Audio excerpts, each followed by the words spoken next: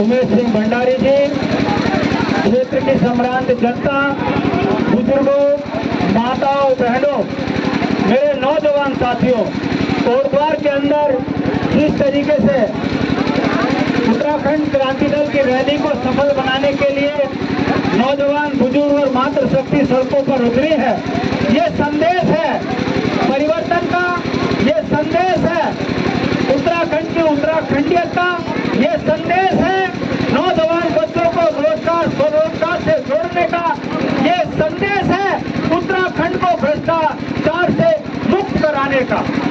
इन 26 वर्षों में उत्तराखंड की जनता ने जिस तरीके से राष्ट्रीय पार्टियों को वोट दिया और उस वोट के बाद जितनी उपेक्षा उत्तराखंड की मूल निवासियों की इन सरकारों ने की, ये उसी का परिणाम है कि नौकरियां इस राज्य में सरेआम बिकी है, कर्मचारियों की पेंशन खत्म की गई है और जो हमको गर्व होता था सेना में जाने के लिए, जो बच्चे तैयारी करते थे, कुमाऊं गढ़वाल रेजिमेंट, इस दोनों रेजिमेंटों को खत्म करने के लिए इन्होंने अग्निवीर योजना बनाकर हमारा सेना से जाने का अधिकार भी छीन लिया है।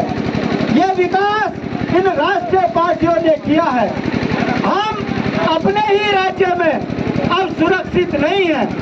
गांव में 40-40 साल के बच्चे हैं, शादियां नहीं हो रही है, कोई बीटेक है, कोई एमटेक है, कोई पीएचडी है, मगर नौकरियां नहीं है। नौकरियां सरेआम देहरादून के मुख्यमंत्री कार्यालय में बोली लगाकर बिक रही है।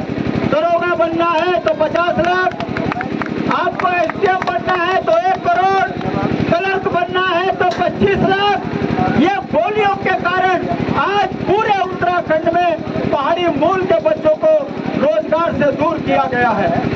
यहाँ के स्थानीय व्यापारियों के काम छीनकर बाहर के व्यापारियों को सप्लाई का काम दिया जा रहा है। स्थानीय व्यापारी भी आज बहुत परेशान है।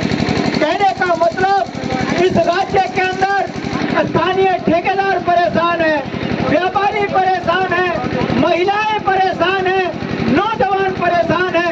अगर इस राज्य में खुश है तो भ्रष्टाचार करने वाले नेता और उनके चमचे, ये इन्होंने कौन सा तरीका अपना लिया है कि चुनाव के समय पर शराब बांटो, धोतियां बांटो, ढोलक चिमटा बांटो, जनता को दिग्भ्रमित करो, हिंदू मुस्लिम करो और उसके बाद चुनाव में वोट लेकर आप इस जनता का गला घोटो। दुर्भाग्य की बात है कि भारतीय जनता पार्टी यूजीसी कानून लाकर सोन और दलित का झगड़ा भी उत्तराखंड में करना चाह रही है।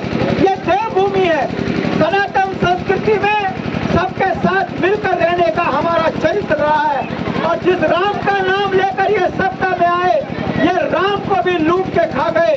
राम का चरित्र रहा है कि राम ने अगड़े पिछड़े शोषित वंचित सबको साथ लेकर एक संदेश दिया है कि युद्ध अगर जीतना है तो सबकी भूमिका होनी चाहिए। मगर ये इस राम के चरित्र पर भी पलीता लगाकर राम के मंदिर से सोना चंदा चोरी कर सत्ताएं लूट रहे हैं। और आप देख लीजिए, जो अपने आप को ईमानदार पार्टी कहती है, वो पार्टी आलीशान होटल नुमा जो है अपने कार्यालय बना रही है पूरे भारत के अंदर। कहां से ये पैसा इनके पास आया? जब हम ये पूछते हैं तो भारतीय जनता पार्टी के नेताओं के पास कोई जवाब नहीं है। कहने के लिए बहुत कुछ है, समय बहुत ज्यादा हो गया है। मैं सिर्फ आपके सामने इतना कहना चाहता हूं, जब आपके बच्चों के रोजगार छीन रहे, आपकी जमीनों पे कब्जा हो रहा है, आपके संसाधनों पे कब्जा हो रहा है, उत्तराखंड की राजधानी का पता नहीं है, बेटियां सुरक्षित नहीं है। अंकिता भंडारी एक उदाहरण है। सैकड़ों बेटियों के साथ जो दुराचारी है वो भारतीय जनता पार्टी का झंडा और कांग्रेस का झंडा उठाते हैं। तो हम आपसे निवेदन करना चाहते हैं कि देहरादून कोटद्वार की इस इकाई में हमारे रविंद्र सोन जी हैं, महेंद्र भाई रावत जी हैं, जिनके नेतृत्व में उत्तराखंड क्रांति दल यहाँ तेजी से आगे बढ़ रहा है।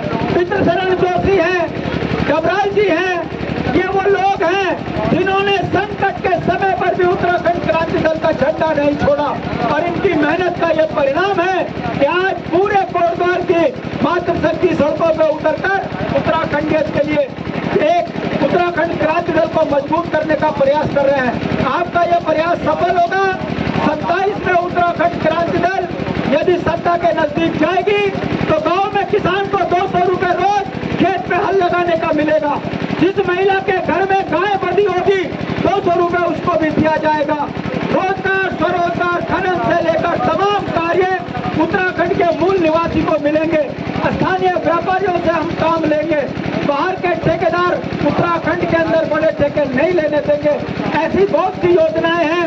फिर कभी दोबारा किसी मंच में आपके सामने अपनी बातों को रखेंगे इसी आशा और विश्वास के साथ कि आप जिस तरीके से कोटद्वार के अंदर उत्तराखंड क्रांति दल को मजबूत करने का काम कर रहे हैं, इसके लिए मैं बधाई दूंगा सोम जी को, धस्मना जी को, शक्तिपत रावत जी को, महेंद्र रावत भाई को और तमाम डबराज जी को जिनके नाम छूट गए उनसे मैं माफी मांगते हुए एक बार आप लोगों के सामने जोर से नारा लगाऊंगा, जय उत्तराखंड, जय उत्तराखंड, जय उत्तराखंड, जय उत्तराखंड, जय पहाड़, जय पहाड़ी, जय पहाड़, जय पहाड़ी, जय पहाड़, जय पहाड़ी। उत्तराखंड के शहीद अमर रहे, अमर रहे, अमर रहे। उत्तराखंड के